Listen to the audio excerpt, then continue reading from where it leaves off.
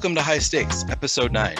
I'm your host, Neil Orfield, and my guest today is someone you've probably seen on the leaderboards on DraftKings and FanDuel under the username ThatStunna, but you probably have not seen his face because he hasn't really done any of these kinds of interviews before. So I'm really excited to get to know him a little bit today.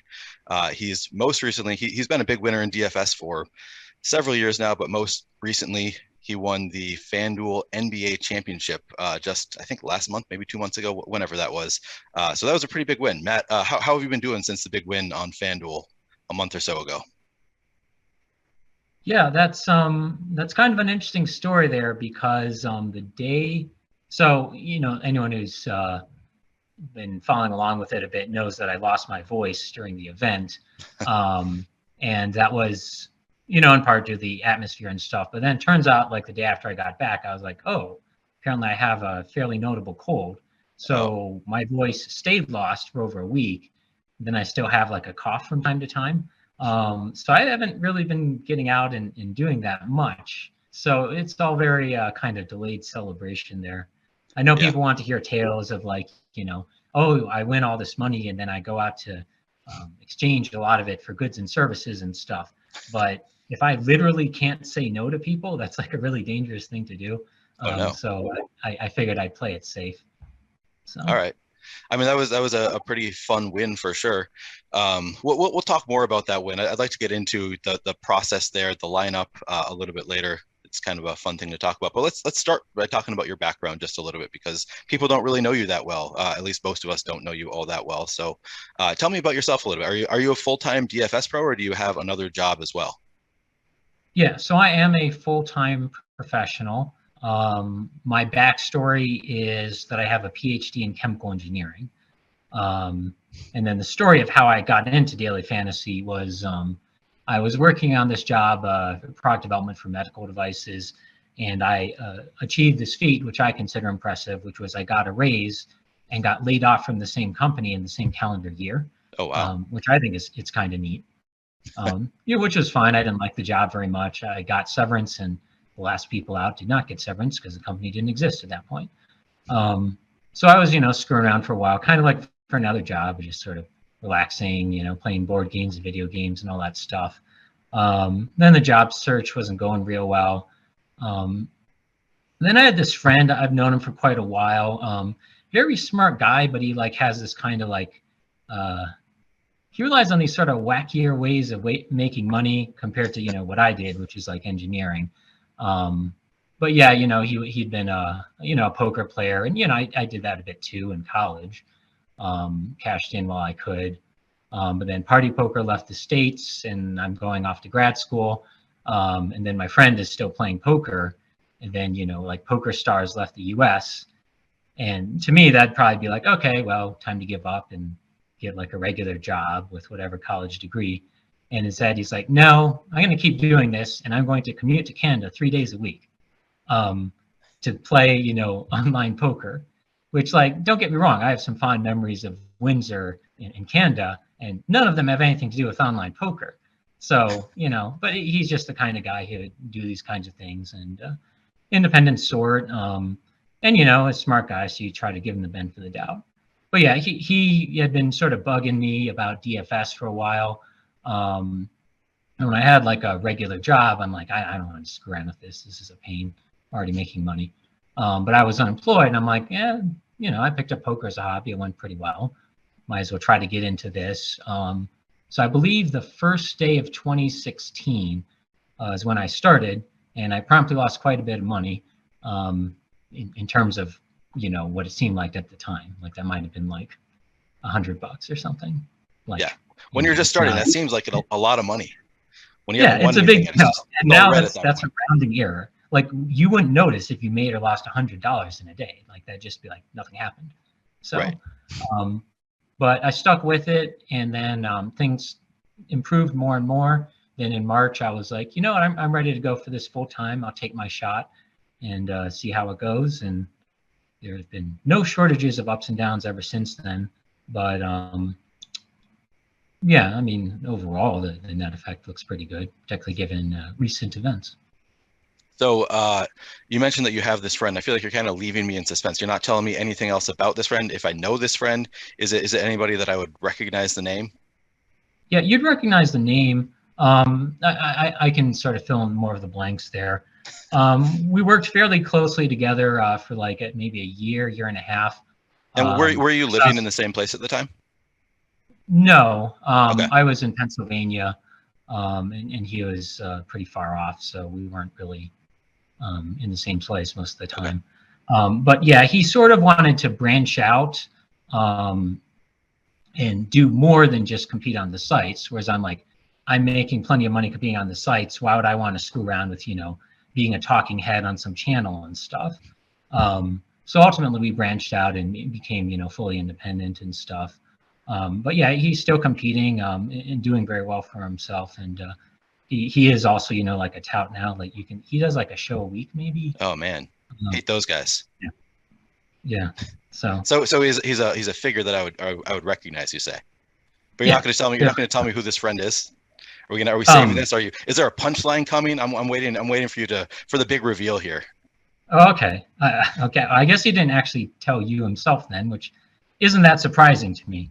But yeah, that's Alex. No, I knew that. I was waiting to tell the audience who your good friend is.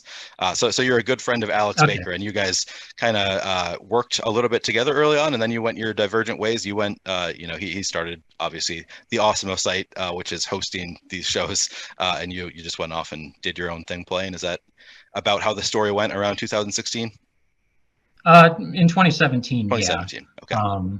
Yeah, he didn't. I don't know when he actually started the site.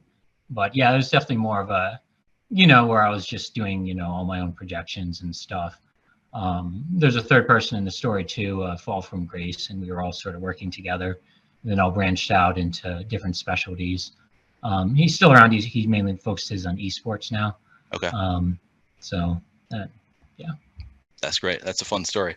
So how do you know Alex? I mean, he actually dropped that on a show after one of your big wins. I mean, you've had several big wins. I think maybe a few months ago, you won like $100,000 in some other sport on FanDuel, and you were in the Hall of Fame segment on one of the Awesemo YouTube shows. And so I think Lofty was on, and he was saying, "Oh yeah, that's Stunna. I've seen this name before. I don't know who this guy is, but he seems to always win." And Alex was like, "Oh yeah, he's a good friend of mine," and it kind of caught everybody off guard. We had no idea that you were a friend of Alex's.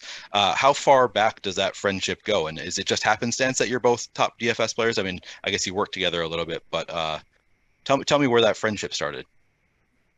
Yeah, so it dates back to 6th grade. We went to the same middle school and high school, and a big part of it was we were both in this activity called academic games, which is it's not like a trivia thing really. It's more of like a competition in various board games and stuff, educational. But yeah, that was something we did for a while, and then I actually taught that in college when I went to the University of Michigan because I was in the same hometown there.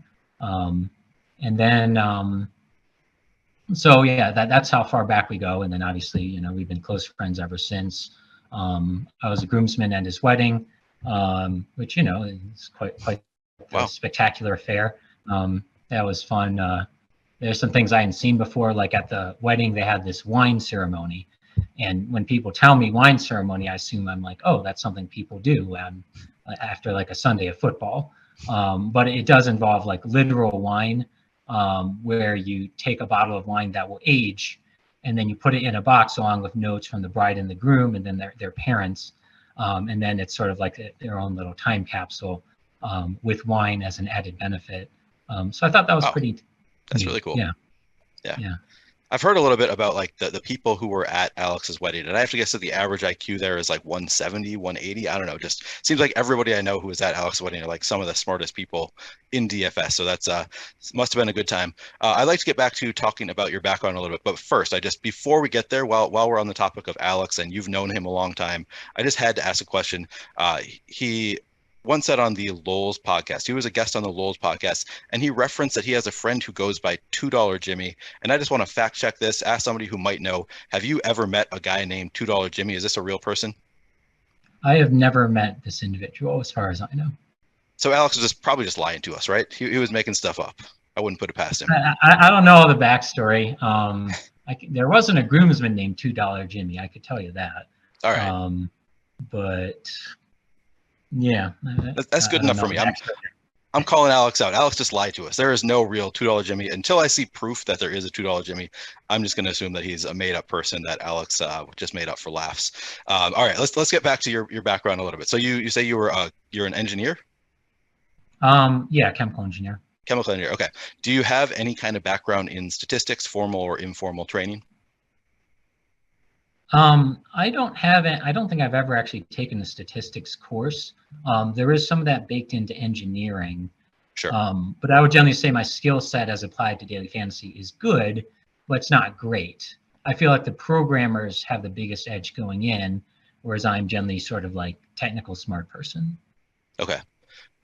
So do you also, I was going to ask next, do you have any formal or informal training in programming and computer programming? I took a semester of C++, which I think dates me a little bit. And that's about it.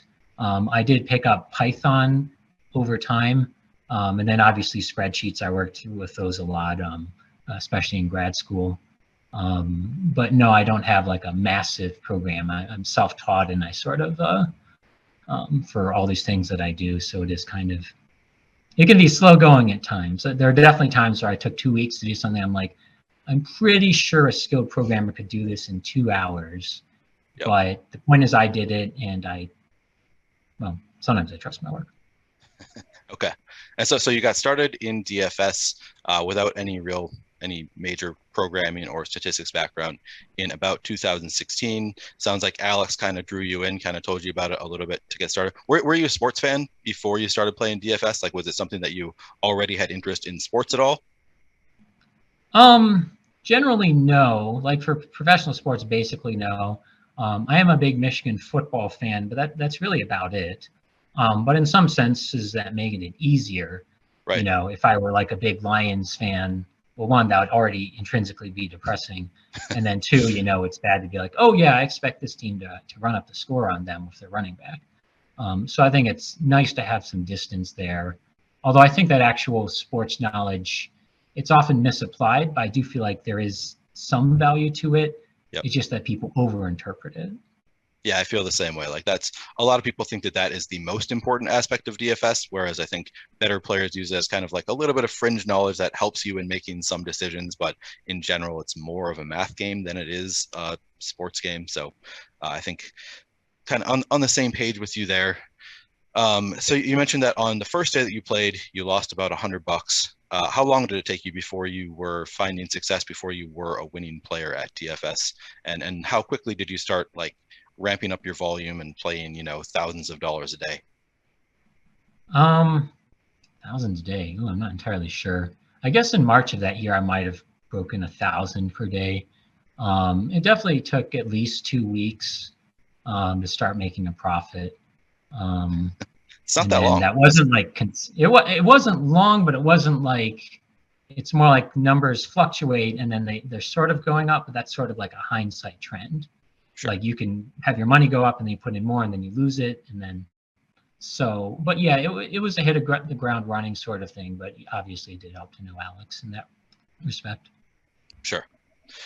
All right. Well, let's talk about a little bit about your process then, because I know nothing about you. A lot of the guests I've had on here, I've seen them do other interviews, so I kind of have an idea of what their process looks like.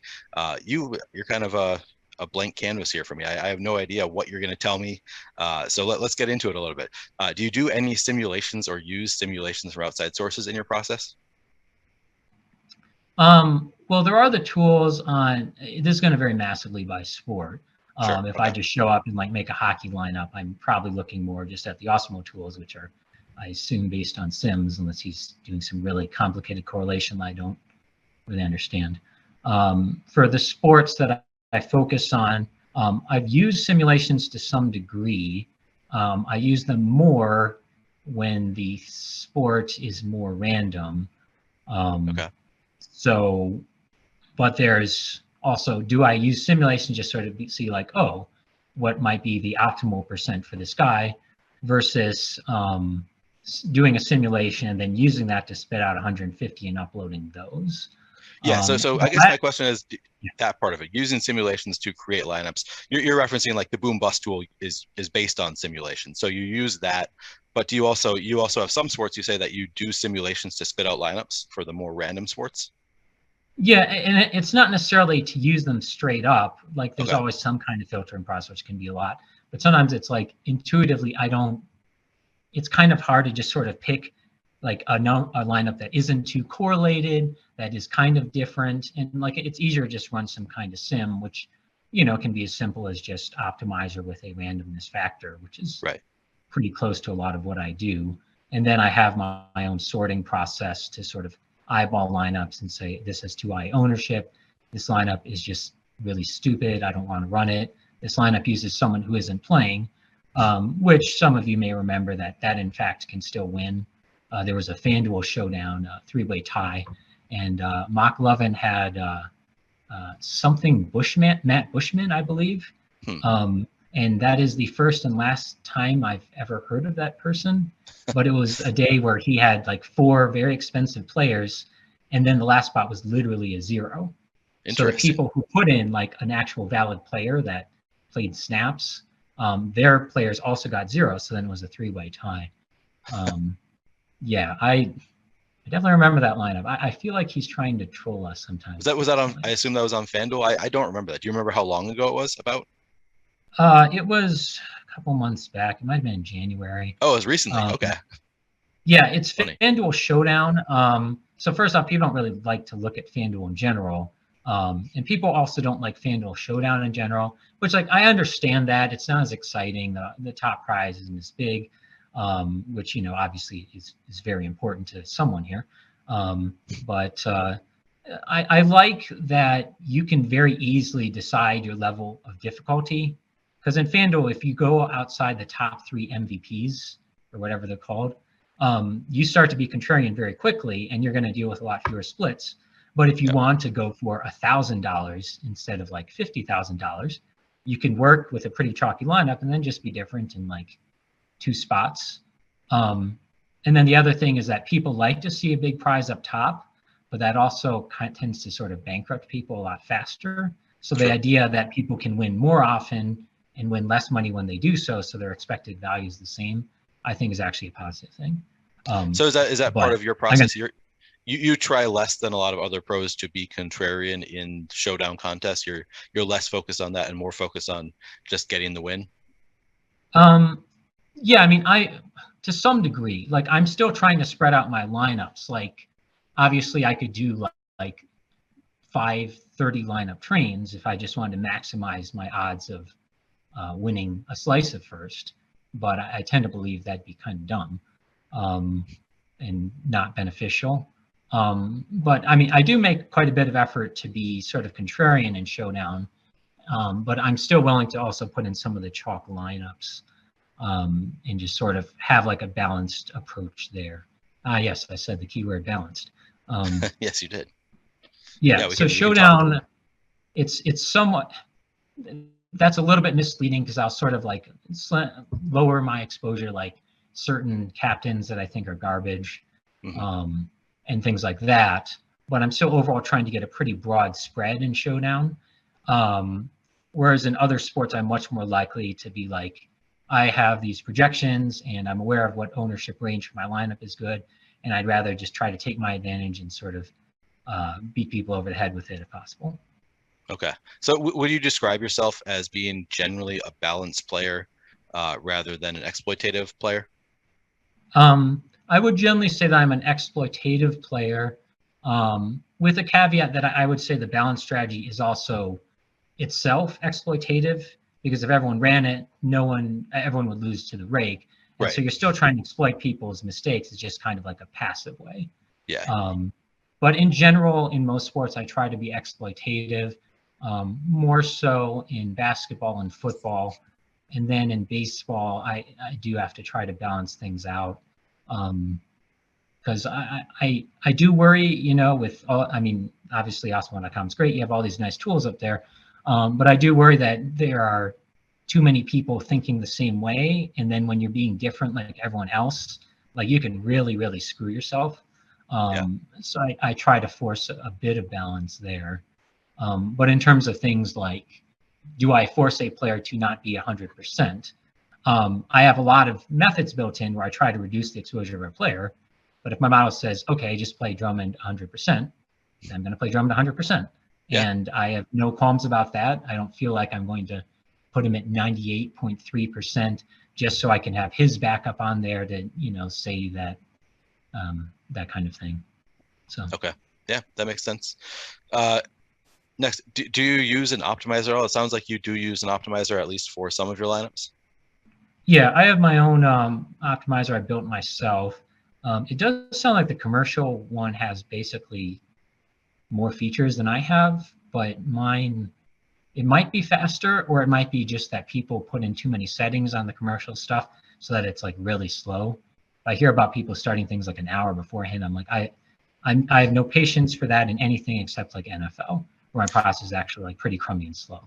But I can get away with it. Yeah, I mean, so for me, I can run out a crunch on Fantasy Cruncher in 30 seconds. So it doesn't need to be a long time. I think a lot of us spend a lot of time because we run a crunch and then we analyze the lineups that it creates and then we recrunch and after changing some settings and stuff. So it doesn't need to take a ton of time. But that's cool that you were able to build your own optimizer. It's obviously safer to have your own optimizer, and if for some reason Fantasy Cruncher ever crashes, you're gonna have a huge advantage because we're all shit out of luck and you've got your own process going. So you can, there are definitely advantages to having your own. That's pretty cool that you're able to do that. What about projections? Do you do your own projections or ownership projections, or are you taking those from public sources? I generally rely more on the Awesemo stuff, and then I will tweak it based on however I feel, which could be based on a lot of factors. But generally I'd rely more on the Awesemo stuff because Alex talked to me a bit about the process, and what I heard sounded a lot more intensive than anything I'd be doing.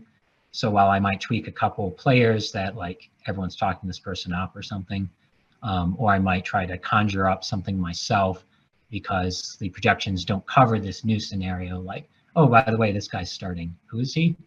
Like I literally have to look up who he is. Right. So. Yeah, it's helpful to be able to rely on other people who have done that work for you, for sure. Yeah. I wouldn't want to start, for me, there's no reason to start doing my own projections when there's already great projections out there and you can just modify them however you want to get to different exposures that you like. So I'm on the same page as you there. I'm definitely not going to be creating my own projections. Let's talk about your processes for some specific sports. So I know you've won a lot of different sports. I looked at your profile on Roto Grinders recently, and you have a lot of nice big wins in a lot of different sports, pretty varied. But I'd say your best sports, and I think you said this to me also, that your best sports have been NBA and NFL. So let's focus on those specifically and talk about your process. So for NBA, how long before the first game's lock do you typically get started working on a given slate? It used to take a lot longer. I used to do every projection from scratch for every game and every player. And then I would usually start like 4 hours in advance. Nowadays, I'm more selective in that if there's a game that's like, there's nothing really going on here, I'm not going to try super hard to try to force some sort of 1 or 2 minute edge to some player. So I start like 2 hours in advance, tune into the live streams, usually a bit late, and then 1.25x. It actually gets a little weird if I catch up too early on those. Like, I don't know. Like, if I'm used to Lofi at 1.25x, like at 1x, he sounds kind of like he sounds like he's high. Out of it. Yeah, no, believe me, I know. Because I do it at 1.5, maybe 2x sometimes, depending on the day, depending on when I'm able to get to my computer. They'll just be talking so fast and you get used to it. And then it's slow down. It's like Lofty is just like, it feels like he's like slurring his words for a minute before you adjust. I mean, he's not. Lofty's does a great job hosting. It's nothing against Lofty. It's just when you go from the 1.5, 2x to regular speed, it sounds like everybody's high at first. So that's a funny experience. So you listen to the live shows. Do you listen every day to the deeper dive live before lock, that kind of stuff? Basically, yeah. I mean, occasionally I'll run behind and then I might lose part of it. I do try to sync up with live before lock before the end because, sometimes it's like, oh, the starting lineup popped up. Yeah. And sometimes it takes me multiple points of multiple pokes to sort of get my attention. It's like, oh, wow, I have to actually go deal with this right now. But yeah, it's like, I don't I don't actually want to listen to 2 hours of live streams every day, but they're important and I want to make money. So, Yep. I mean, don't get me wrong. They're fun personalities and stuff, but that's 14 hours of shows every week is a lot. But I listen because it's important and they do good work. Yeah, I'm in the same boat. It's a little bit of a time suck, but I find that it's worth it, and I'm definitely listening. And it's funny that you say that you try to catch up before the end of live before lock, because I'm the exact same way. Like that's always my goal when I start. It's like, okay, what speed do I need to listen to this at to be able to catch up before it's over? Because I don't want them to get news, 5 minutes before lock that I miss on my phone. Like I'm not caught up, so I miss the news. So it's always important to me that I want to make sure that I catch up before we get there. So you're listening to the shows and you're not using Fantasy Cruncher, you are using your own optimizer. So what does that look like for you? So you're listening to shows. As you're listening to the shows, are you adjusting projections for players based on things that they say, or what are you looking at data from like Basketball Monster, or what? How are you working on your process at that point? Yeah, I mean, I'm doing a lot of these things. Occasionally, yeah, they'll say something like, I don't intrinsically like doing this, but a big part of why I listen to a show is for the thing that makes me like, oh crap, I should go look at that actually, if I'm allowed to say that. Yeah. And that's important to, have someone that you actually care about their opinion and trust it enough to go back and do something. Because like if I were listening to like a live stream of myself, the trust I place in myself is very high, but I'm also not telling myself anything I don't know. Right. So you kind of want a balance there, because you can also have some wacky characters show up and then just give all sorts of hot takes, and I'm like, I don't care. I don't want to listen to this person. So then there's a balance there. I will bring up one complaint. Sometimes it's probably Adam. He will go on like a lengthy talk about a player, and then at the end he'll say something like, so this is why I think this guy is one of the most important low pieces on today's slate. And he won't say the person's name. And I'm like, wait, what? Who? And I have to click back and watch. So I wish he would cap it off with the player's name. Yeah, I've been there before with various streams. It definitely can get frustrating when you listen to the whole thing and you're like, oh, I miss who they're talking about, because you don't know at first when they bring up the name how important that player is going to be, like what they're going to say about them. So sometimes you can miss it, and then they say it and you're like, oh wait, who are we talking about? And I'm sure I do the same thing when I'm doing live streams. It can be hard to remember that you need to say the player's name. That's interesting. Okay, and so you don't do your own projections. So are you? I guess you're probably doing the same thing. I do my own projections, but I try to do them more selectively. There are some cases where I entirely use my projections, just because, that's not the scenario that other people are working with. So I should do it myself. I guess I raised the question of, am I an aggregator? The only projections I use are my own and the Awesemo projections. I don't see the point of spending extra money for inferior projections that are publicly available elsewhere. Obviously that works for some people. I don't really get it. I can just go to the ownership projections and put in more chalk if I want their picks. Like maybe there's something I'm missing there. Now, if there were other projections that are inferior, but they're not available to many people, those are of value. But as of right now, the only ones I have access to are my own. Sure. Because, what you want are just sort of some area where you're getting a few different picks. Right. Yeah. Okay. And how do you, so when you get breaking news, so since you're doing your own projections, so for me, like we get breaking news that some player is out, and obviously then you get boost to other players on the team, sometimes to the opposing team as well. For me, it's like, okay, I'll wait 5 minutes, refresh, and the Awesemo team will redo those projections for me. Do you pay close attention then to like rotations? Are you always, trying to figure out doing the minutes yourself to try and figure out how you want to project players? Or are you at some point, if you're close to lock, do you also do the same thing where it's like, okay, at this point it's too late to do it on my own and I should just rely on, the Awesemo projections? How does that work for you? Right. I will try to work through it myself. But like, if it's like 3 minutes before lock, like I kind of have to just write something in and then run my optimizer and then upload it. Like like the Awesemo stuff might be out in 60 seconds. But even that might be a little bit too slow for like my optimizer, because it does take a minute or two. Right.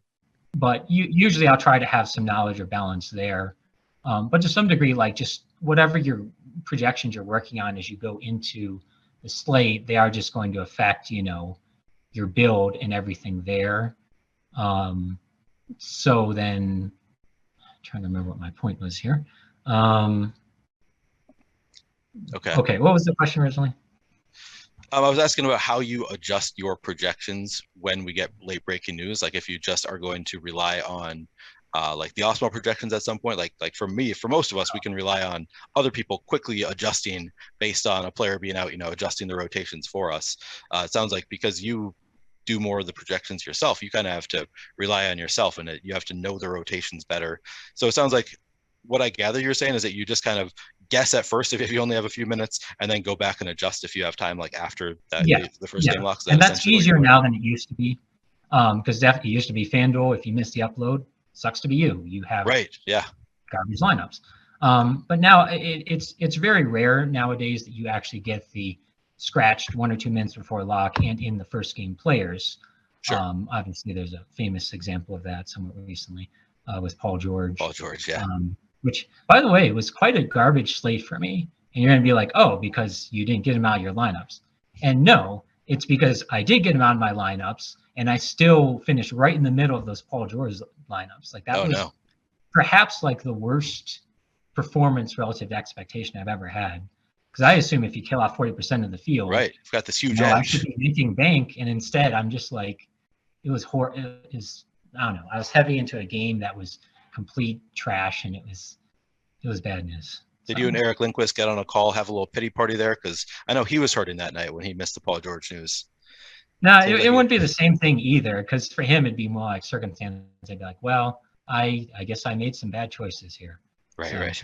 But it was very interesting to see that happen from like the other perspective. I mean that's also one of the reasons why I don't want to do like shows and stuff, is that a lot of the time I'm just kind of like pissed off about something and not really want to have to like talk through a show and act like I'm happy. So you just want to brood. You don't want to have to be putting on a smile for the people. I get that.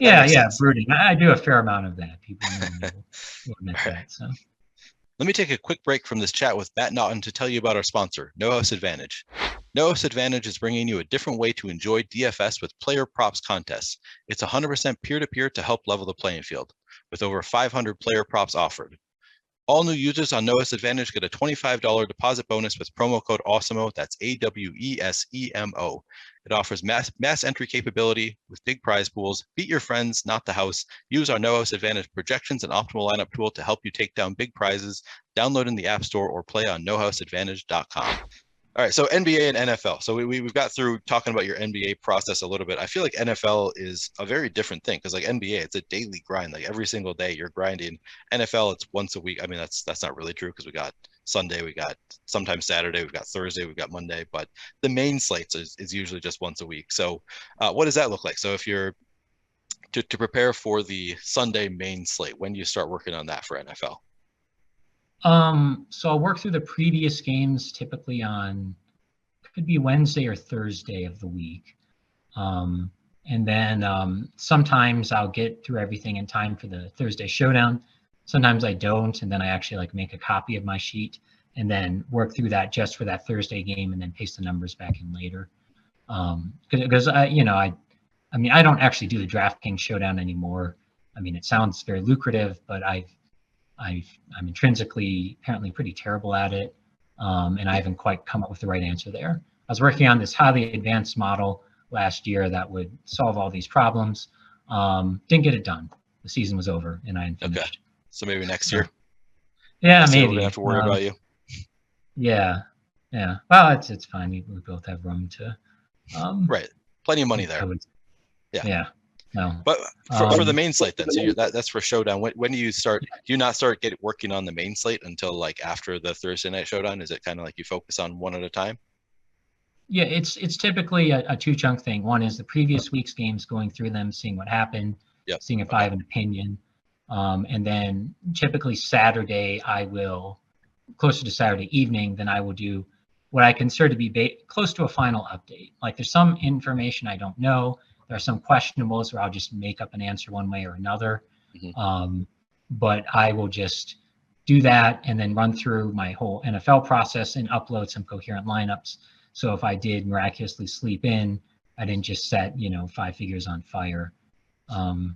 And the other thing is like sometimes the lineups from that particular iteration, I actually kind of like. So then I'll try to incorporate some of those, even with the Sunday information, where like maybe some new chalk piece pops up that I need. Yeah. But yeah, I am definitely like, I feel like I'm sort of, I know Alex has these shows earlier in the week, and I'll be listening to them as I'm working through that stuff. But we're never quite synced up. Like sometimes I'll have some injury information in, and then the projections are updated that afternoon. I'm just like, oh, yeah, but I don't actually use the Awesemo projections for NFL. I look at them as a double check. Both NFL, there's enough on the line, and I have plenty of experience there, and I like the different approach enough that I would just do it all entirely from scratch. And then I use his stuff as a sandy check, which works a lot better on Sunday morning than, when we're both going off of different injury information.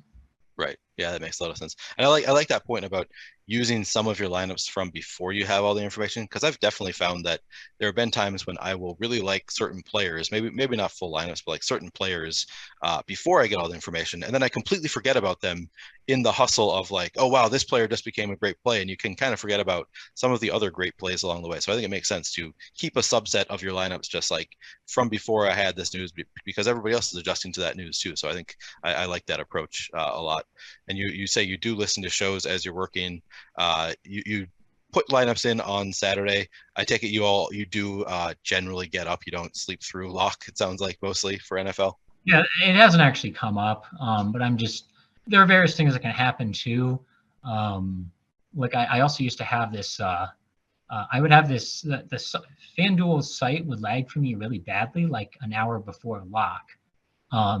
And that made for some really tenuous uploads. Like there was one where I literally got my upload in less than a minute before lock. And I'm like, what the hell are they doing with their site? This is a big problem. It turns out my antivirus was running then. Oh shit. Yeah, it took me a while to figure that out, and I was not pleased because they don't give you any warning about that. Yeah. So that was pretty stressful there. I've had computers where that was an issue. Suddenly everything just freezes, it slows down. And I'm like, what is going on? And then like 5 minutes later, you see the antivirus pop up, and yeah, that's the worst. Yeah. And I am also the weirdo who does all his work on one laptop with one screen. I don't have lots of monitors. I'm not always looking at the side to see what's going on while watching Dexter on like another TV or something. Like I have one screen.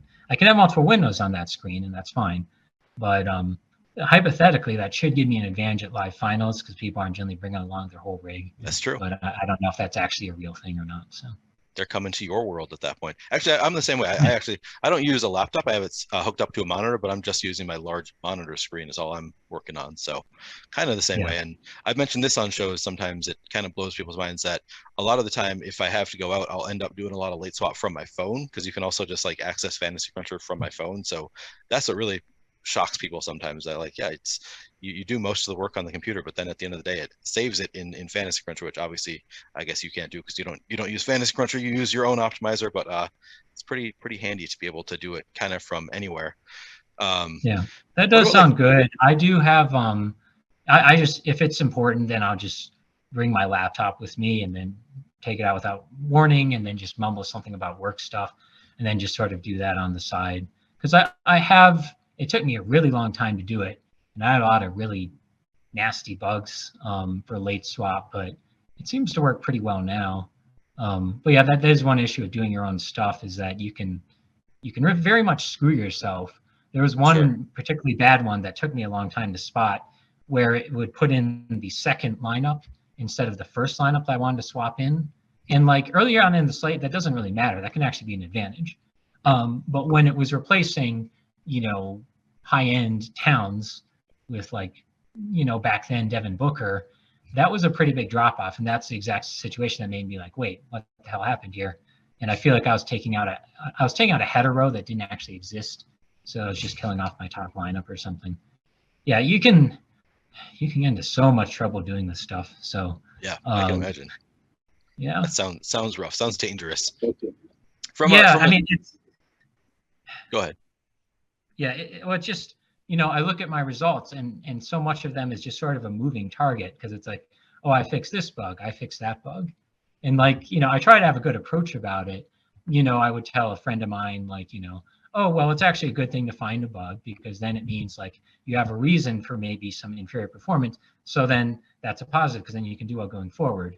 And then later on, I told my friend that I found another bug, and then they sort of said the same thing back to me. I was like, oh, that's such an annoying sentiment. Why would you say that to someone?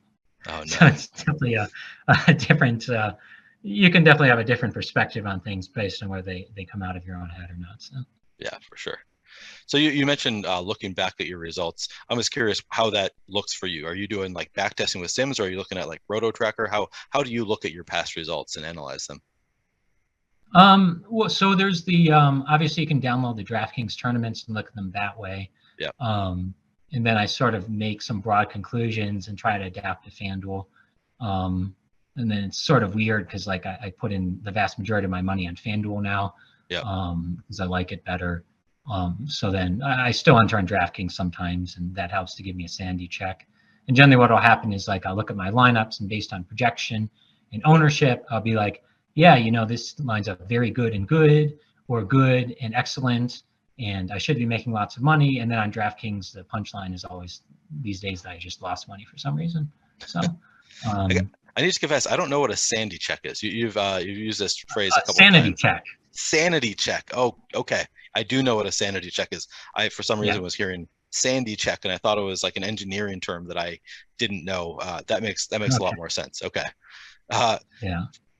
Before we move on, I'd like to talk about the FanDuel Championship and live finals in general a little bit. Before we move on, I'm curious, for NFL, do you do a lot of late swapping? Like, so for me, I usually don't bother unless I have a lineup that looks really promising.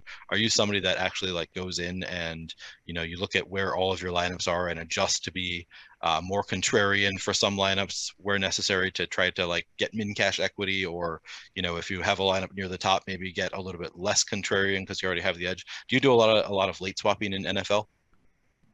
Not much. I have a top three that I try to look at. But a lot of times I will, like, you look at a lineup and it sucks, and then like you have a player left who's supposed to be like 5% owned or something, and it's like, well, I'm not going to swap off of this player. This lineup's already fine. So I think you're supposed to do that when you have like chalk left and your lineup sucks. But then you have to find someone else to swap to, and it's not like, oh, I go off of 30% and now I'm at 5%. Usually the next couple people in line are like 15%. Right. And so I do it, but it doesn't take that long, but it's also not very rewarding. So I don't know if that's really like a big leak in people's game if they don't do it, honestly. Yeah, it's not something that I spend a lot of time on, because generally I'm just focused on the lineups that have win equity, and I'm not as concerned with the min cash equity. So I don't think that it's a huge leak, but it's something that I'm always curious about. I think there are some pros who focus on it more than others, and I'm not somebody who focuses on it, but I know that some are. We also have one listener question that I wanted to get out. Freddie asked, do you MME every contest? I assume he means every contest that you're joining, as opposed to like every contest on the site, because that would be too much money. So do you ever enter contests that you don't MME, that you don't max out? Yeah, I mean, in baseball, I keep it to like 20 to 40 because something weird happens with the lineup. I just go in and manually edit it. I'm not satisfied with any approach that doesn't automatic approach, because those generally just screw up my lineups. Okay. In basketball, and then in basketball, usually in the lower stakes, I will max enter if it's FanDuel. But in higher stakes, like I don't feel at all obligated to 3%, as in have 3% of the entries in like a high stakes contest. Like I might not enter at all, or I might go, up to 1%, but 1% is already a lot. Like 1% would be like literally 2 entries in a 200-person contest. Right. I have a hard time balancing my entries. And something like baseball, it's easier to spread out your lineups. I feel like I could just be wrong. But in basketball, there usually are some players that just jump out as being much better, but I don't actually want to put in like 2% of the tournament with those players. Right. So I try not to, I don't feel obligated to max out everything just so I can set exposures and all that stuff. I don't consider that to be valuable. Okay. Yeah, I'm definitely on the same page as you with baseball. I'm spreading out my ownership way more than basketball, and kind of doing a lot of different team stacks. Whereas for basketball, I'm a lot more likely to get to 100% of a player or close to 100% of a player. So I think I am on the same page as you there. And Freddie has asked this question many times on Twitter. It's a common question for him about MME, and I think that he has a thesis that you need to max enter contest to win is kind of what I've gathered from the way he asks questions. And I got to say, before I had the bankroll to max enter contest, I was regularly entering like 5 entries into 150 max contests. Like it's something, if you have the bankroll for it. I think there are other people who would advise people not to enter contests unless you can max it out, and I never played that way. Is that something, do you have an opinion about that, about whether it's like negative EV to enter 5 entries into a 150 max? No, I mean, if you're good enough, those should all be positive. And if you're good at working for your lineups, which, some people might actually do the reverse thing where their first couple lineups in are too chalky or something. Yeah. Or some people deliberately do not have an order to their lineups because they're all equally good or something. But then, yeah, I mean, I have no qualms in under entering something. Like if I play on DraftKings later in the season, I would just have 20 in the 20 max, and I'd put those 20 in the $15 tournament. And that's all I do. Because I didn't feel very obligated to enter them. That also brings up a point that I was going to try to sneak in here somewhere. Let me see. Yeah, sneak it in. Find in some notes that I made here. Okay. Yes. Yeah. So on live shows, they talk a lot about 150 lineups and exposures in 150 lineups, because that's what all the big dogs do, and that's what the real players do. And then it raises the question of what do you do if you don't have as many lineups? And I would say you're not under any obligation to have your exposures mirror those of what they would be in 150 lineups. Like if you have 10 lineups and those are the 10 out of 150 that you think are the best and they all have the same player, that's fine. I think you should go for that. There are reasons to balance out your exposures more if you don't have a strong opinion, because reducing variance is valuable. But I feel like a lot of people aren't actually bankroll limited. They're just putting in X amount as a hobby, or because they've already made tons of money in the past. And in that case, in general, I think you should just go with your beliefs rather than try to match your 150 exposure. And to take that to an extreme degree, if you have one lineup in a contest, if that lineup's not supposed to have as many of your top exposed players as possible. It should be a good or great or hopefully your best lineup, which generally won't have like a ton of those top dudes.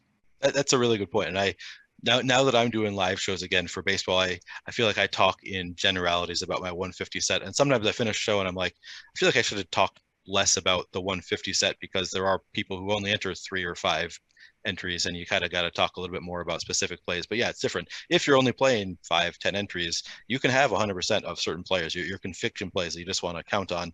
It's more like you need to spread it out if you are playing 150. And at that point, it's kind of like when I'm talking about the percentages I have in my 150 set, it's more about like my confidence in those players is kind of what I mean to be suggesting by that, not like this is what you should be doing in your 5 or 10 lineups, try to match my exposure. So yeah, it's a really good point that it's a different game when you're only entering 5 to 10 lineups versus 150. It's kind of you got to have a little bit of a different thought process. That's a really good point. All right, let's talk a little bit about the FanDuel NBA Championship that you just won. $500,000. That's not too bad. I noticed while I was looking. Let's talk more generally about these qualifier events, because I was looking through your Roto-Grinders profile and noticing that you have been a qualifier at many different finals events. So what is it that attracts you to qualifiers? Is it the large payouts? Is it the live final that you enjoy, or what is it that you enjoy about the live final qualifiers? So the qualifiers, well, first off, they're something else that I can enter with some of the lineups that I like more. Generally, I'm not as nearly as careful with like my 10th lineup. So sometimes I'd rather just use lineups I like in a lot of different contests. Sometimes the qualifiers are in places I'd like to be. And there's actually, like, you can get a fair amount of value out of just hang out there and talking to people. I mean, I guess another way is just, sign for Awesemo.com and then go in the Discord channel during office hours and all that stuff. But, I got some valuable tips about like, oh, you can just ask for a deposit bonus sometimes. And sometimes the site will give you one. And that was actually a pretty large chunk of my revenue for that year. It wasn't a great year, but it would have been notably worse if I didn't have that revenue. And just, I mean, I don't think it's good form to just walk up to someone and start asking for tips. I much prefer if someone walks up for me and wants tips, I would prefer them to start talking through their process. And then maybe I'd give some feedback on different parts, or them like, no, this sounds basically right. I would, maybe I try to put in one edgier type pick in your lineup, but I mean, this is a strategy that some pros use and it works. Yeah. So yeah, I mean, but the live final experience is fun. They do have diminishing returns. If you go to like all of them or 3 of them in a year, third one's generally not as good. Not as good from like a fun standpoint, or what do you mean by not as good? Yeah, fun. Okay. Just not as fun. Yeah. Yeah, and because they're pretty similar, and like, okay, here's this open bar event, here's this open bar event, here's this open bar event. There's also an excursion that some people didn't make it to because they're too hungover from the open bar event. Yeah. But I mean, I had a really good time at like the Denver one last year, because that was like the first, not exactly post COVID, but since COVID started, it was like the first live final where I was just like having a blast, just talking to people I knew and people I didn't know, and just sort of these odd quirks. I'm going to throw this anecdote out there because I don't know if I can fit it in smoothly elsewhere. Alex was at this bar, at the hotel bar, and he was wearing a Doosan Bears sweatshirt from KBO. And I'm like, oh, okay, yeah, I remember that time in my life where I would stay up till 2 or 3 a.m. for me. And one time I didn't have internet at my house, so I drove out to this frog pond to do some late swaps, and I could hear the frogs croaking at night. So that sort of brought back an era for me. But yeah, Alex is wearing this Doosan Bears sweatshirt, and then some other guy walks up to him. He's like, I see that you're wearing a Bears sweatshirt. Are you from Chicago? And then Alex said yes, because he lives in Chicago. Yeah. Like, that happens a lot, that people are right for the wrong reasons, and that is something to watch for in DFS. That's really funny. So you enjoy the events of the live final. Was that at a live final, or was that just an aside? Yeah, that was we were just sort of hanging out at a bar before something was going on. But yeah, that was at the Denver live final last year. And then I live in Colorado myself. Actually, I don't know if you heard about the Superior and Louisville wildfires December 30th last year. Not ringing a bell. Okay. That's how out of touch I am. Yeah, no, it happens. People don't always keep with that stuff. But yeah, it was. I was not at home at the time, and there was a point, actually. There weren't nearly as many homes burned down as it sort of seemed like at first, but there was a part where I was fairly confident my house had just burned down. Oh no! Based on what I could extract from Twitter, and that was a pretty rough time. Were you not at home because you knew the wildfires were coming and you left, or were you just? No, it was December 30th, so I was visiting my family for the holidays. Oh, I see. Okay. Yeah, it's I mean, I guess every year is weird now, but that was a pretty weird one. So you live in Colorado. It seems like a lot of DFS players, like a lot of the good DFS players that I've talked to, live in Colorado. Is there some benefit? Is there like a tax benefit to playing DFS in Colorado, or what attracted you to Colorado? Yeah, that's a good question. I came here for the scenery because sometimes I just can like go on a hike midweek, and then I would rather do that where there's actual scenery and stuff. So that's why I'm here. I know there's some tech background in the area, so that could lead to it. I know there used to be this whole Fort Collins crew. I don't know how many of them still play. They would be interesting guests to have, though.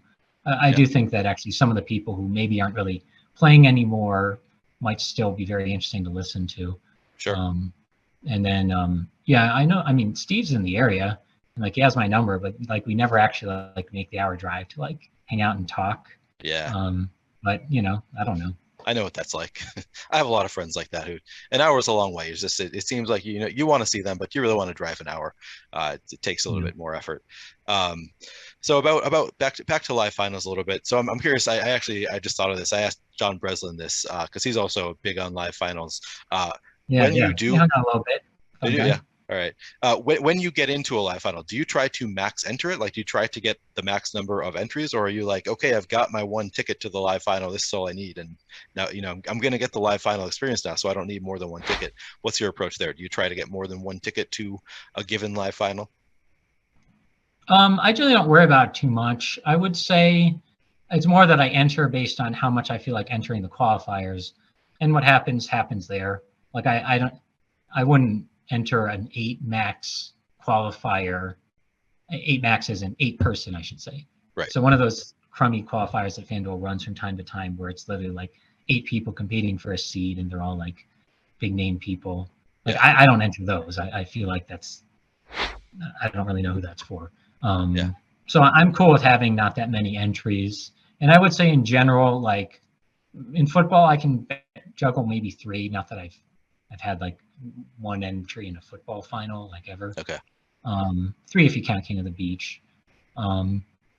But in basketball and baseball, I have a hard time managing more than 2 lineups. Okay. In this high stakes stuff where I'm supposed to actually scrutinize it and double check and sort of wonder what the field's doing.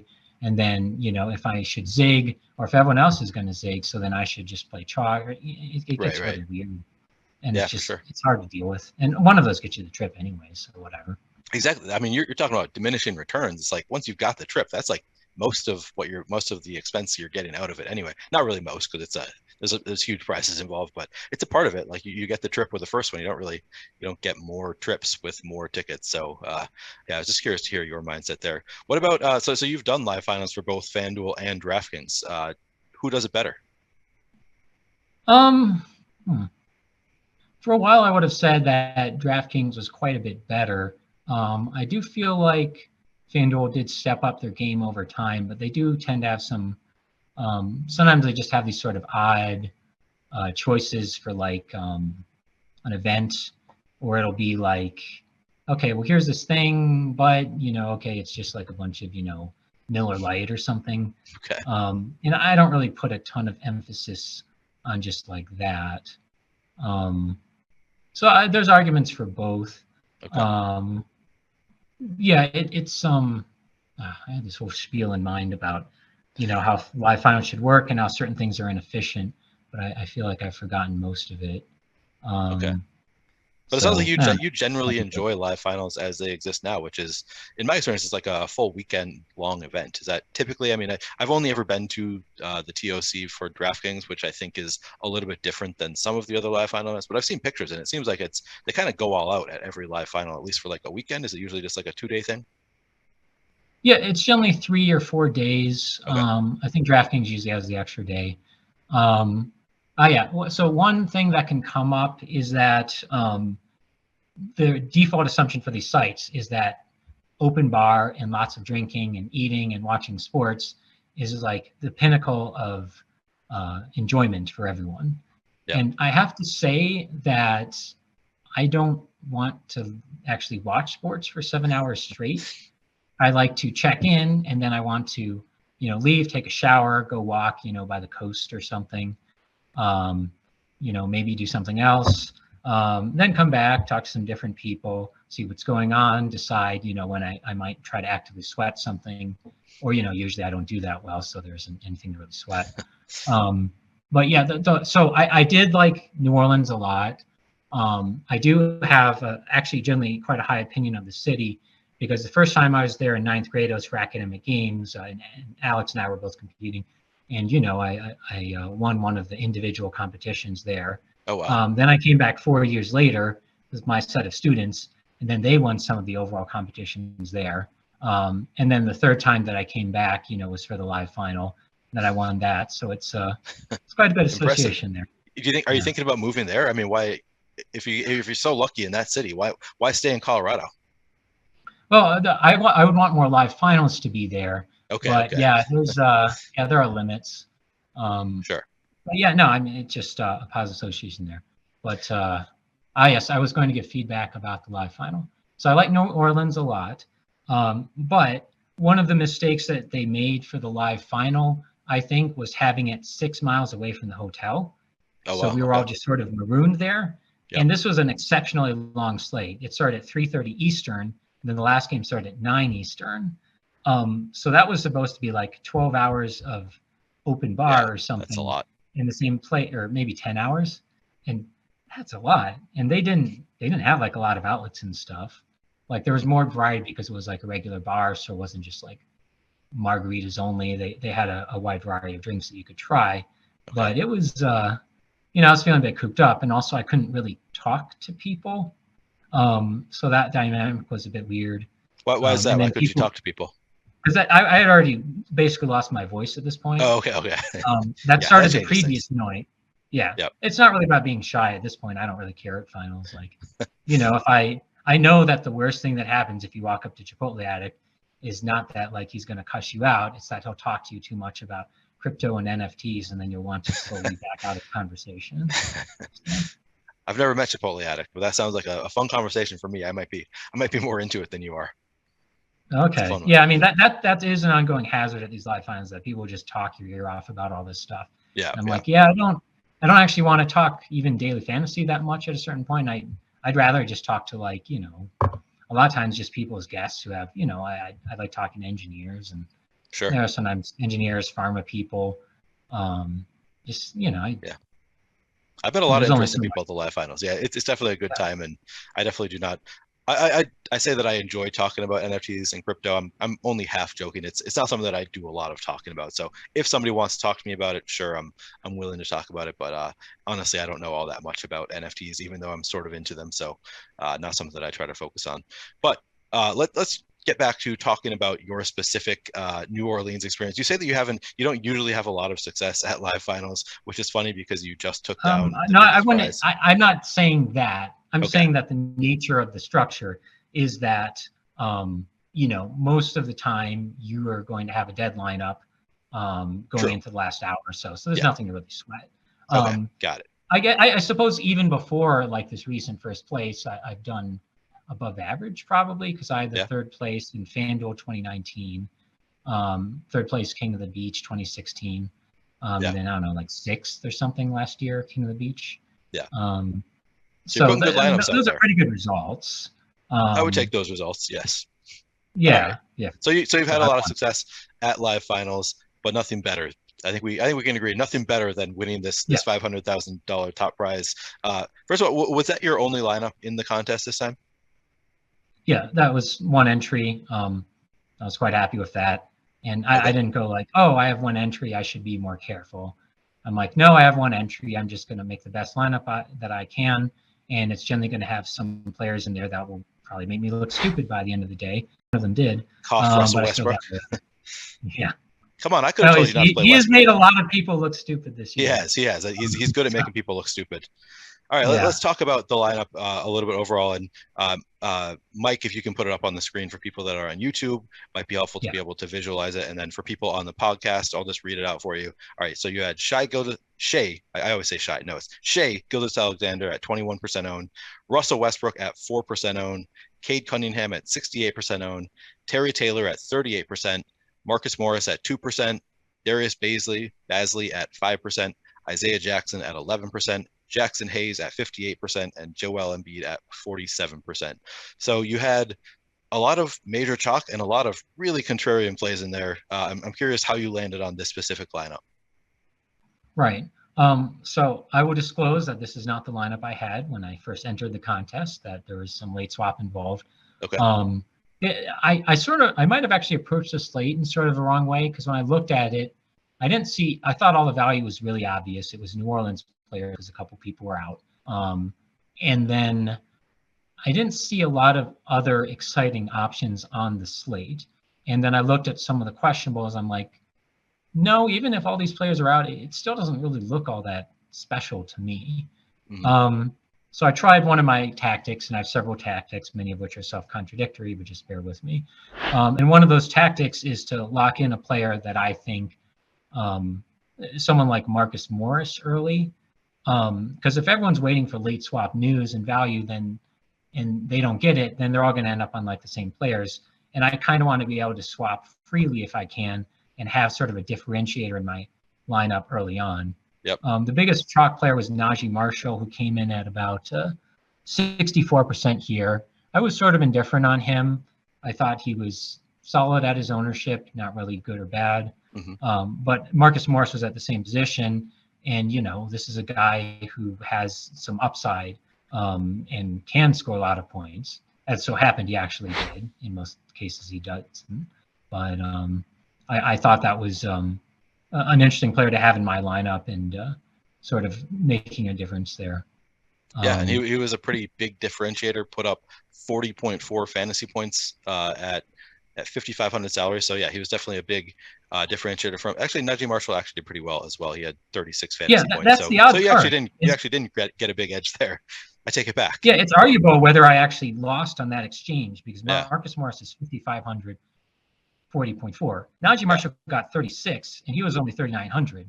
So in a lot of cases, the majority of cases, he's actually the better choice. So that's the odd thing. Like I had 2 players locked in from the early games, Cade Cunningham, who was like this must-have at 51.8 points off of 7,100, and then Marcus Morris at 40.4, 2% owned. And I'm like, oh, this looks really good. I mean, there are no actual favorites, but I might be a favorite at this point. Yep. But then it turns out that I was actually a bit behind. And that didn't actually greatly affect my strategy. There was, someone brought up like, oh, should you just start playing all the chalk then? I was like, well, there's a lot of final left. Who knows how it's going to go? But I did think about, trying not as hard to be quite as edgy as I would otherwise. Okay. Yeah, that makes sense. So you locked in Marcus Morris, Cade Cunningham, and then you ended up making some late swaps? Yeah. I don't remember the initial lineup. I do remember having Westbrook in it without LeBron James. And my understanding is that people might come back to the segment next year. So I'll try to give some context here. In the 2021-2022 season, Russell Westbrook and LeBron James were on the same team.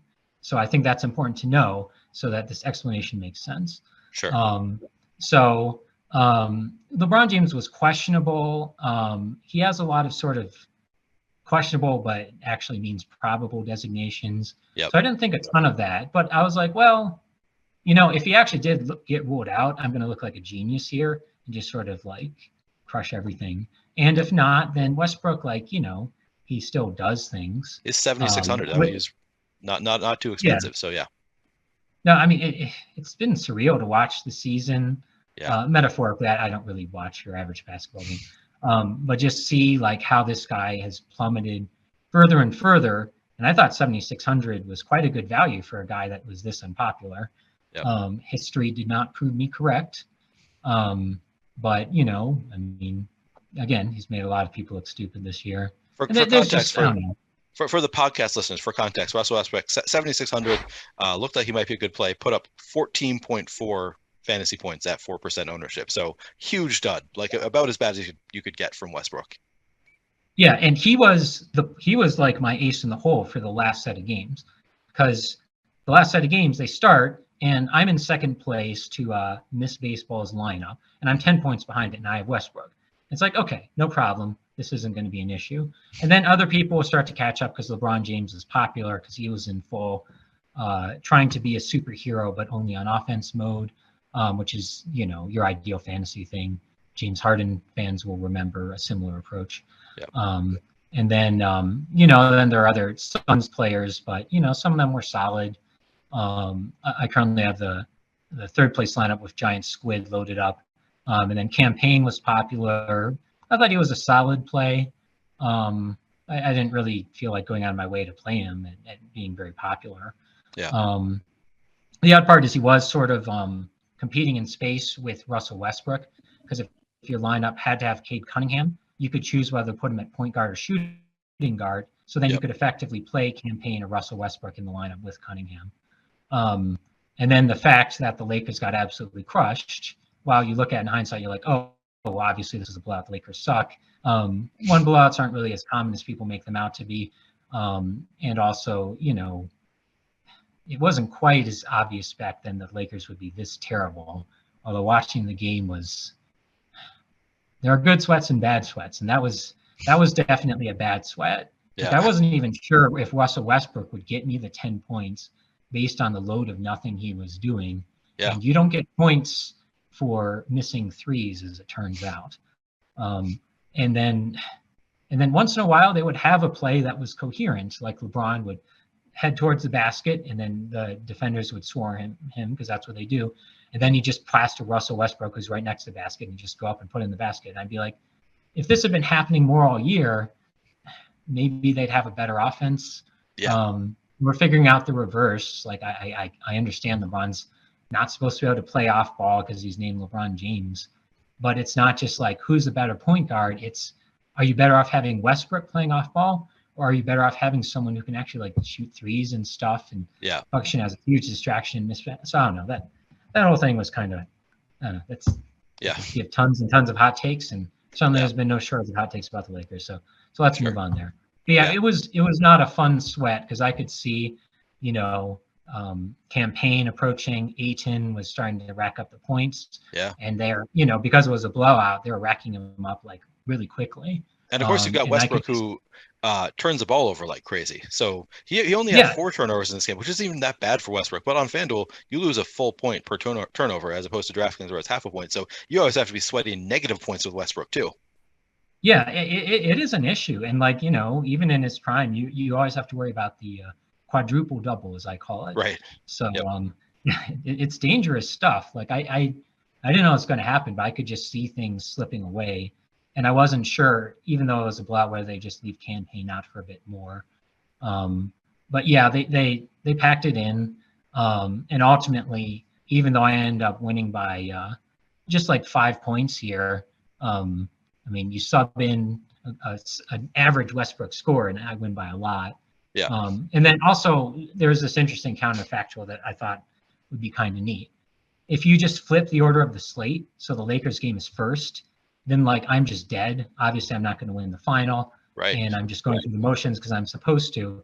And then I would get to top off the night with this like fantastic Marcus Morris sweat of all things. I'm just rooting for every single basket that he's doing. That would have been really fun. Trying to keep the hold, not quite as fun, but it did result in 500K. So I'm not complain about that too much.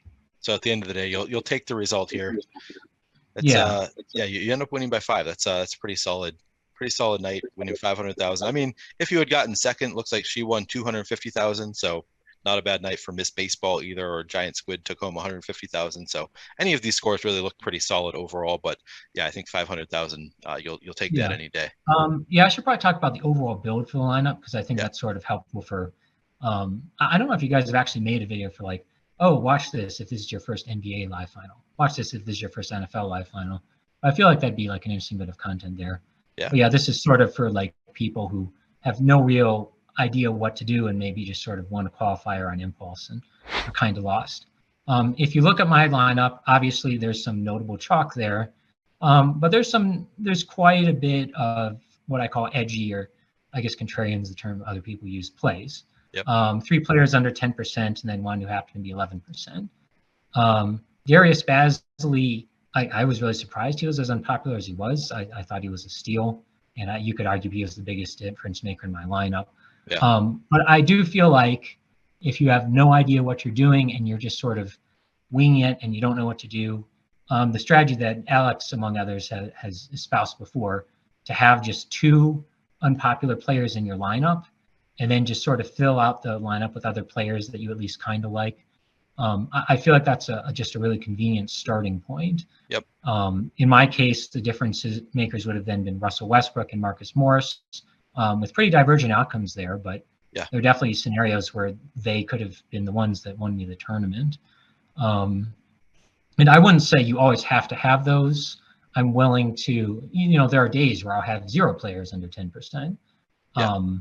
I do think like 5 is too many. I feel like you probably are galaxy braining it. I think that's the term.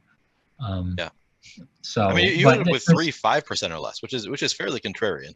Having 3 players 5% or less. I didn't really expect that to happen. I wanted some players to be different, but it just ended up like looking like I was making this huge stand. But it just seemed like that's the kind of build that I felt like going into the tournament. Yeah. And then, it worked out. But you noticed, I had Joel Embiid 47%. I had Jackson Hayes 58%. Cade Cunningham 68%. Like these players are all perfectly reasonable to play. Yeah, it's and future good people balance. will. Yeah, they'll understand who they are. And then Terry Taylor, future people will probably consider him to be like an important member of like the Pacers rotation. But he was still he was working his way into the rotation, but still kind of a nobody at this point. Yeah. I was a little surprised he was as popular as he was, but he was min-priced. That's okay. He's 3,500, not a big deal. Yeah. So. Nice. Well, that was definitely hell of a lineup. Congrats on that. That's got to be pretty exciting. I have never won at a live final, so it's I imagine it's pretty exhilarating. And you, it sounds like you hand built this one, right? So I have the optimizer run, and then I looked at the various lineups it gave, Okay. and so I was sort of hand picking it. But also that first build, I was pretty sure that I'd end up swapping off a lot of the people anyways. So I wasn't going to over stress it. It's just something like, am I okay with having Marcus Morris locked in? And based on my understanding of the slate, I was cool with it. So Okay. And actually, before we get to my closing question, I wanted to ask, because you mentioned that you like FanDuel better than DraftKings, and I'm just curious if you have a general reason that you can give for why you prefer FanDuel in general over playing on DraftKings. yeah, well, my results are better, and that's probably the foremost thing. Yep. I feel like FanDuel is more likely to just take some shots and do weird contest sizing and things like that. Okay. And DraftKings is very focused on, we have to fill these contests, and if not, it's a failure and we've lost money. That money's gone, and we want our quarterly bonuses. So we're going to shrink them and screw over anyone who didn't enter the slate, more than 2 hours early. Okay. And to me as a player, I find that very frustrating. And I also think it's very short-sighted because if your contest doesn't fill, yeah, okay, you didn't take in as much money, but where'd that money go? It goes to the players. Right. And so by investing in these contests, you can maintain bigger contests over time. You can make more money. And it's not such a bad thing for the players to get a rate cut once in a while. Right. It doesn't take that much effort to keep running basketball as far as I know. And I just have, there are frustrations with both sites, but for DraftKings, they don't have a quick swap thing after all these years that was let you swap to someone with a higher salary. And I think that's egregiously dumb. And it cannot be that hard for them to program this in. FanDuel's had this for a long time. It's a big failure if I want to use my phone without an optimizer to just swap in some person. Yep. In other things, it's fine. But in baseball, maybe I want to put in some lineups and go somewhere without bringing my laptop. And I want to be able to swap from a 3,500 player to 3,600 player. So I just find these things to be very frustrating. Yep, I agree with that for sure. But yeah, obviously there are arguments for both sites, and in general, I don't think the differences are so big that you should completely go against your ROI, as it were. But I feel like FanDuel gets ignored and gets kind of a bad rap, and I like a lot of the contest formats better. I already explained, the FanDuel NFL Showdown, how I think that's actually kind of cool in a tournament context. In a head-to-head context, it's kind of dumb. For basketball, I don't like the utility spot. I think it leads to a lot of situations, especially at high stakes, where here's some cool player and you saved a spot for them. But you know what? Lots of other people have the utility spots. That player should be 40% owned, is 40% owned. Yeah. So then what am I doing? Why am I wasting my time swapping? I would rather not swap at all. And in that case, knowing to wait for an edge and then be like, oh, this was a waste of time. Okay. So I prefer how FanDuel makes you think a little bit more in advance, and being able to differentiate between other pros or regulars. I think FanDuel does a better job there. So are you opposed to the new multi-position eligibility on FanDuel? It seems like they've been in some ways moving more towards what DraftKings does, and the multi-position eligibility for a lot of players obviously changes that a little bit. Are you opposed to it, or are you okay with the amount that they've changed? Yeah. I wasn't really a fan. I do feel like it doesn't really change a whole lot overall. I guess based on how my results this season have been, actually they've been notably better. But it's even without the final. But arguably the one that I would have put in is just a power forward and center flex spot. Mm-hmm. And I still think that FanDuel centers are very interesting. And a lot of times you have this stud center, and then you have this cool value center, and having to actually pick between them is important. And I like that people have to make the decision. The advantage of power forward center isn't that you're going to play one of those flex players at center very often. It's that people who have a center that gets scratched have someone to swap to.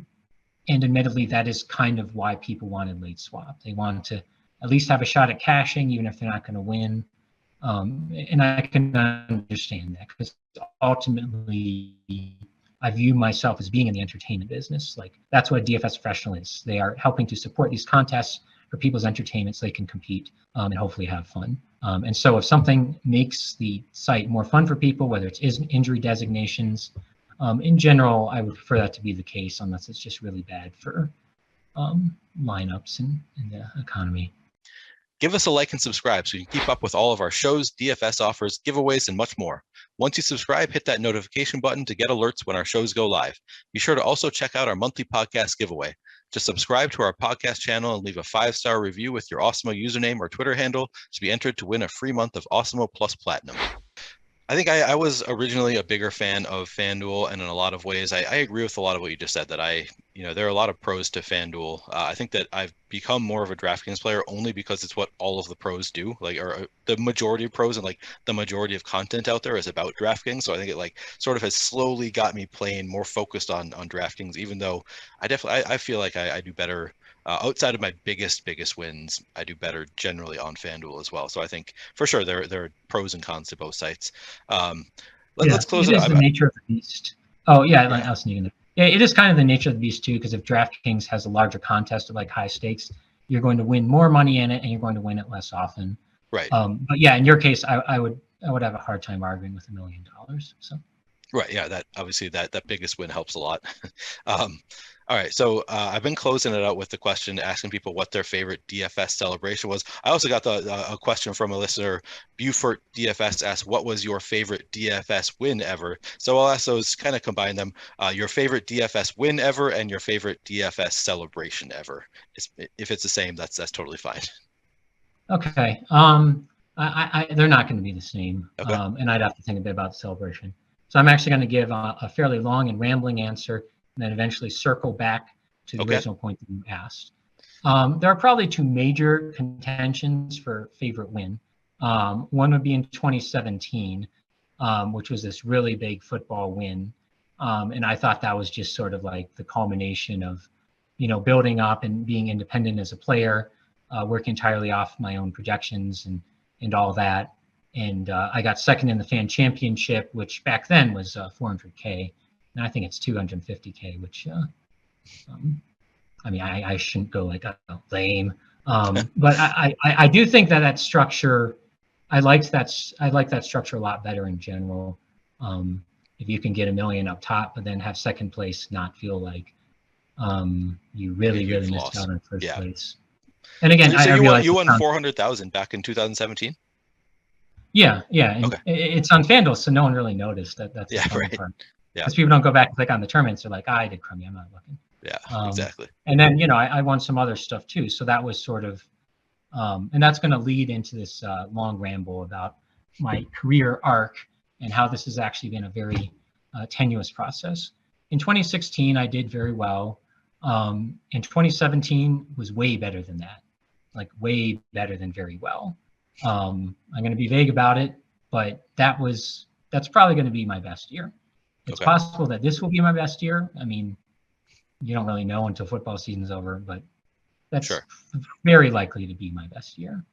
2018, you could call it the hubris year or the Icarian year. But I started off doing so well in basketball, and in the FanDuel Live final, which is at the Basketball Hall of Fame, which sounds cooler than I say it than the actual final was. For like starting maybe a half hour into the final, I was in first, which back then was $300K, which is still like quite a big chunk of change. And I'm like, this is actually kind of worrisome, because being in first early in basketball is kind of a problem. It's no late swap, so that's not an issue, but it's basketball. Like people in the late games are going to score points. In baseball, you could actually hold first for like 5 hours. In basketball, that just doesn't really happen. And people would just be like, oh, aren't you excited? And I'd be like, no, I don't know how this is going to go. Spoiler alert, I didn't win. Out of my 2 lineups, I actually lost a bit of money in that final. And then it all just sort of came crashing down after the All-Star break. Like, did I make money that year? Yes. But to say it was worse is like a massive understatement. So that wasn't a good year. 2019, really not that good of a year either. I got third place in the FanDuel basketball final for 100K. How much money did I make in that year? Less than 100K. So to put some things in perspective there. But it made sense to stick with it because I'd done well before. And then I started. People, that's still a really good year. I mean, to play DFS and make, to make any kind of money is still a good year for most people. So even if it's under 100K, it pales in comparison to your best years. That's still, I mean, nothing to Yeah, sneeze but at. it's sort of the there's a lot of extra stress that I'll get into more that goes with this that you don't get in a regular job. Like DFS is not a regular job, but to me, it's definitely a real job. Like in a regular job, the bad case outcome is like you have a boss that yells at you a lot and then you get fired. And if you get fired, then maybe you don't make any more money for the rest of the year. And that is by no means the worst case outcome in daily fantasy. Like this is true. Things look inevitable now, but it's not. It was not. But yeah, in late 2019, I started overall my process a lot because I wanted to. There are various things that people were talking about with ownership that sort of just bounced off me. I'm like, this is kind of stupid. I already have some variety in my lineups as is. But I started to sort of take that into account in my process, cut out some lineups that have too high ownership. And that was sort of paying off. But the first thing that really started to go well for me, at least in terms of daily fantasy, was 2020, where I actually started to have like a really big NFL season again. And then even basketball, it started to pick back up again. So that was still a very good year. But 2021, I'm going to give you the month-by-month spiel, and I know it's a little annoying. At the end of January, I was losing money. At the end of February, I was losing money. At the end of March, I was losing money. At the end of April, I was losing quite a bit more money. And you'll notice that this is the end of the regular basketball season. Yep. And I had not had like that bad of a stretch of NBA before. Because the idea normally is supposed to make money in something, usually NBA, and that kind of just pissed away in NFL, or I get it back and more, but who knows? Sure. But those are 4 months of my life.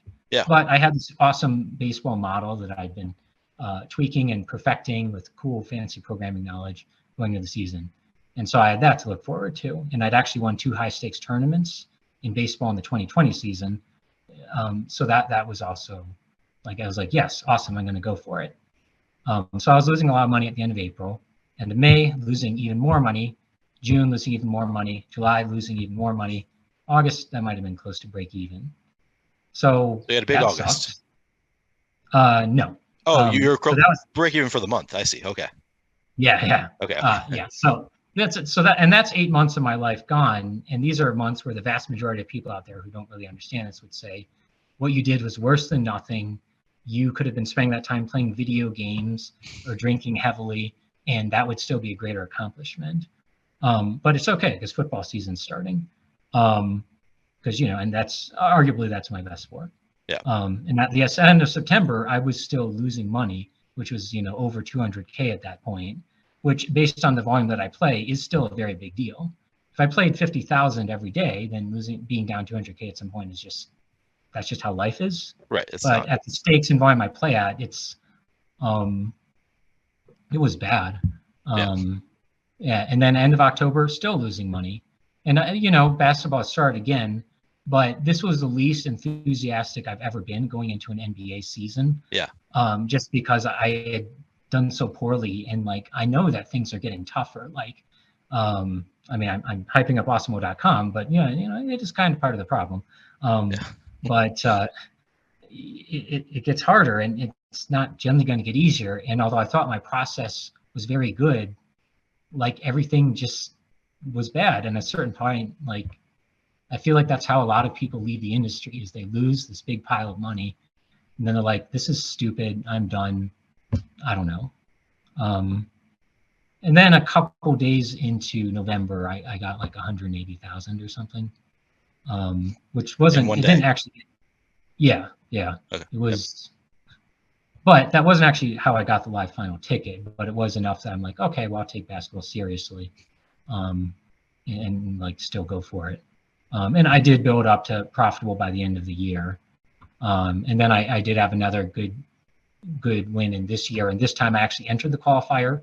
I didn't enter the qualifiers before because I'm like, I don't need a ticket for next year. I need to make more than $0 this year, which seems extraordinarily unlikely when you're losing more than $200,000. Yeah. But yeah, I got the one ticket to a live final and I made it there and I won. And that's why that would really have to be like my favorite win ever, because that was me just making it back and making it through all this, all these problems. But I want to make and I want to make a point of talking about this because I feel like people just gloss over this because they're supposed to, but you just end up in these death spirals sometimes. And my death spiral is exceptionally long, but it's just like it can be really tough. I think Alex said on the, I believe it was he was a guest on the Emotional Bankroll podcast. He said that he was negative for the year, like into maybe November or at least like September, sometime in the fall. He said for, I believe last year, he was negative for the year up through that late. And then he had some big wins late. I think that's before he won the Millie. So obviously got out of it. But yeah, that happens for pros. You can go on very long and it's a lot of money involved. And yeah, it's brutal. Yeah, and I thought that was more like, I've heard about various, top 10 people and this happens to them. But I thought that was kind of a function of like max entering contests. Mm-hmm. And then if you're 3% in high stakes, well, sometimes you're just way overexposed onto people who just ruin your lineup even when everything else goes well. But no, you can still encounter these. And again, that's one of the reasons why I think it'd be interesting to sort of hear from some of the people who gave up and decided to do other things, like just what made them stop and did they manage to avoid just losing a large chunk of it back before the end? Yeah. But yeah, I try not to do shows and stuff, but I figured I wanted to sort of come clean about that. Because, it's a weird thing in the context of, oh, this is my gloat show. I won $500,000 and life's awesome. And that's true, but there are so many, I'm just aware of so many outcomes that, I just don't make it this far. So, and there've been a lot of great players who have stopped playing, who have not kept going. So it's nice when you do it, but yeah, that's a good reality check to bring up the fact that you can go on big losing streaks. And I mean I'm down for 2022 pretty massively, probably the most I've ever been down in a year so far right now, which I talk about that sometimes with Jordan Cooper on our show. But yeah, it can happen for sure to pros. And yeah, we usually, the people that I have on here are people who are winning a lot right now. But yeah, that's an interesting idea to bring on some of the OGs who ended up quitting, but they still have they're sharp people who have a lot to say, I'm sure. I appreciate and it's just, I mean, if someone won a lot of money back in the day, like I would expect the default before people quit is that they just lost a lot of money. And I don't think there's any shame in that. I mean, and to me, it makes sense because you have to tell between, is it variance, is it you? And that's the perpetual question. And no one ever really knows. Yeah, so it's hard to figure that out for sure. Probably helps if you have like simulations that you can run to back test these things. I'm sure you can be a little bit more confident, but then there's obviously still a lot of human element involved there. You can still get yourself into trouble doing that. Yeah. Like, again, if I probably rated how well I expect my lineup should do on average, like it's probably quite a bit better than the actual results I got, except for, I guess the season. But, it's sort of like, anyone who puts in effort, like if someone makes their own projections, they generally have a point. Like even if they're only right 10% of the time, that's still some case where they're right. And then like a superior projection system is wrong.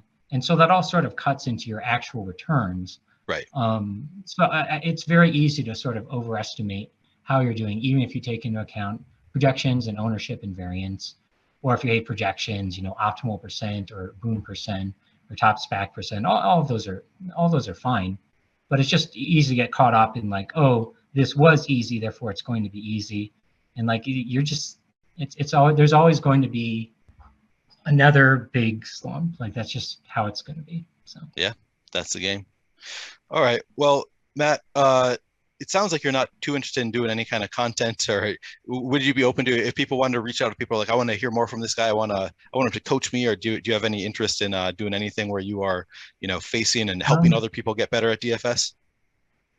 Yeah, I mean, I have to feel like with coaching there would be two situations.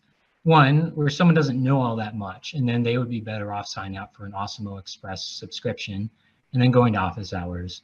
And then two, if someone's already pretty good, I don't want like some sort of top 200 player coming to me for coaching. I'm giving away more than what I'm getting out of that. Right. So I'm pretty low there. This is going to sound kind of wacky, but I kind of wonder if there's like a market out there for like DFS couples counseling or something. It'd be kind of fun to do something like that, you know, to be like, yeah, you know, if you're going to play basketball, you're better off playing it well 3 days a week rather than doing a crummy job 7 days a week. You're trying to discreetly late swap and you're sniffing others angry at you and all that stuff. So I feel like some things about partitioning your life, and so I think that could be pretty valuable. I like that. That's an interesting idea. Yeah, I mean that's more. That'd be more fun, and it's also not stressful for me because I have to sort of, you know, if I go on a show, I have to balance between being helpful versus like, you know, not giving away my whole process. Sure. So, yeah. All right, that's fair. So if people want to find you and want to come to you for some DFS couples counseling, where can they find you? Yeah, that's a good point because I obviously have the Twitter account, but then I don't think people want to send a public tweet and at me like, hey, I need couples counseling, help me. So, yeah, no, I'm gonna have to come up with some sort of coherent answer there. I guess you could watch Twitter. I mean, can they DM you on your Twitter account? You're at ThatStunna on Twitter. Can people, are your DMs open? People could. I thought you had to follow a person for that to work. Depends on whether you have them. I think it's a setting that you can set it to open for everybody, or you can set only people that I follow. You know, it's all dependent on you, I think. Okay. Yeah, I done nothing with the settings really. I just made the account so that there was no imposter in my name selling lineups, and I still have a little disclaimer on there about that. There was actually an at ThatStunna one for a while. Yeah, it was. Were they selling DFS lineups? They were trying to sell these lineups, but apparently someone showed me one of them, and it was like a baseball lineup that had 3 hitters against the pitcher. So now it kind of sounds like I was making a troll account to make people lose money. That's not what happened. But yeah, that was just back, you know, at the height of things where, you know, people would make all these fake accounts, and I'm like, well, I don't want to be associated with this, but I also want to be active on social media. So, but yeah, I mean, you can always DM me. But yeah, if I don't say anything, then yeah, I probably just don't want to answer your question. Sorry. All right, so at ThatStunna on Twitter. He might answer, he might not. Thanks again, Matt Naugton. It was a lot of fun having you on here for this exclusive interview. Good to get to know you a little bit. Thanks for coming on to episode 9 of High Stakes. Thanks again to Mike Lawrence for producing. And if you want to catch episode 10 of High Stakes, it'll be available next Friday at 8 p.m. Eastern on the Awesemo YouTube channel or wherever podcasts live. Thanks for watching. Have a good weekend.